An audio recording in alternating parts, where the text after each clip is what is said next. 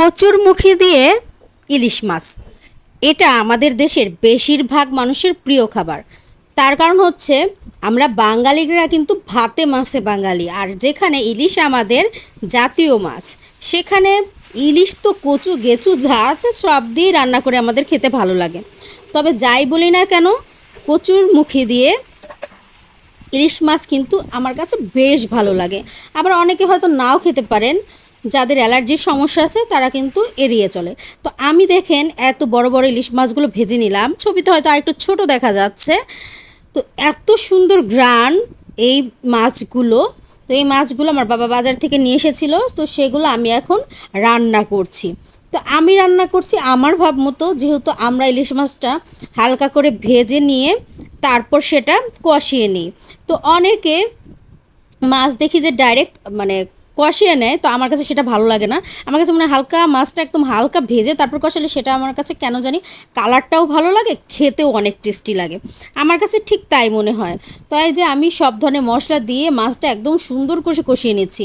তো কষিয়ে নিলে মাছের ভিতর যেমন যাবে মশলা তেমনই। আর ইলিশ মাছ কিন্তু বেশি সিদ্ধ করতে হয় না, অতিরিক্ত সিদ্ধর প্রয়োজন হয় না, কারণ ইলিশ মাছটা এমনিই নরম থাকে, এটা এমনিতেই সিদ্ধ হয়ে যায়, এটা খেতে এমনিতেই ভালো লাগে।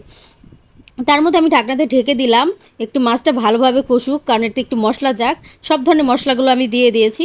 তো আমরা কিন্তু আদা বাটা, রসুন বাটা, জিরে বাটা সব তরকারিতে খাই, মানে আমরা সব তরকারিতে খাই, কিন্তু একমাত্র ইলিশ মাছের তরকারিতে আমি শুধু রসুন বাটাটা ব্যবহার করি। জিরে বাটা আর আদা বাটাটা একমাত্র ইলিশের তরকারিতে আমরা ব্যবহার করি না।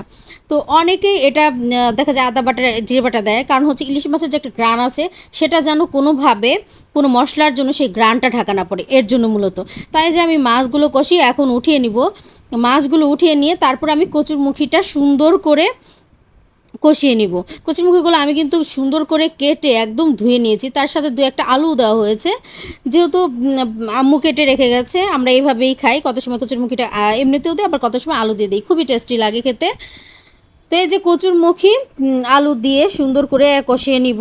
তো এইভাবে রান্না করে আসলে খেলে মানে ভাত প্রচুর পরিমাণ খাওয়া হয়ে যায়।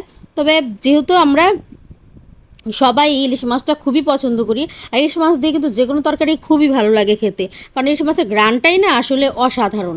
মানে ইলিশ মাছের ভিতর না অন্যরকম একটা মানে কি বলবো, যে এটা দিয়ে যদি একটু ভেঙে চুরেও তরকারি রান্না হয় তারপরেও গ্রানই ভালো লাগে। আমি কিন্তু বেশিটা ইলিশ মাছের তরকারি পছন্দ করি না, কিন্তু আমি কিন্তু এর গ্রানে প্রচুর তরকারিটা যে হয় সেটা আমি পছন্দ করি। কারণ মাছ বেশি যে খাবো তা না, কিন্তু তরকারিটা দেখুন আমার রান্নাটা হয়ে গেছে, কত সুন্দর করে আমি পরিবেশন করে দিচ্ছি। তো ভালো লাগে যদি আমার ভিডিওটি, তাহলে কিন্তু সবাই শেয়ার করে দিবেন, এবং সেই সাথে আমার চ্যানেলটি সাবস্ক্রাইব করতে ভুলবেন না, এবং আমার প্রোফাইলটি ফলো দিয়ে দিবেন। এই যে দেখুন আমার তরকারি রেডি।